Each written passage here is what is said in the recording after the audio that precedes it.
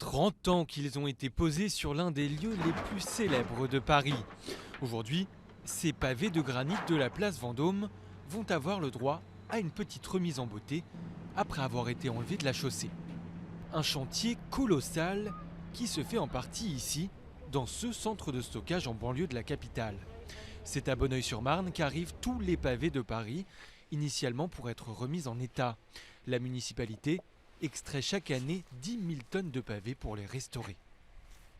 À Paris, les pavés sont enterrés. Les pavés sont enterrés à partir de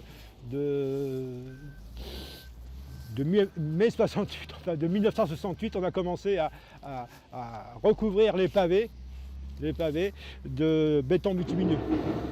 C'est pour ça qu'il y a beaucoup de pavés qu'on ne voit pas dans Paris, mais qu'on découvre à l'occasion des travaux. Parce que le pavé, c'est aussi une affaire d'histoire. Le premier est posé à Paris sous Philippe Auguste à la fin du XIIe siècle. Son usage se généralise avec les grandes rénovations urbaines du XIXe. C'est aussi à cette époque que le pavé se rebelle. Une exposition dans la capitale retrace les représentations des révoltes populaires.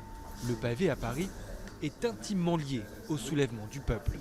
Le pavé d'ailleurs à la base, c'est pas tant une arme que l'on lance sur l'ennemi, c'est avant tout quelque chose qui permet de construire des barricades. On a également dans l'exposition une photo qui date de 1848, qui est la première photo d'un soulèvement, et on voit effectivement une barricade faite de pavés, donc ces pavés qui sont déterrés et qui permettent de se protéger lors des affrontements.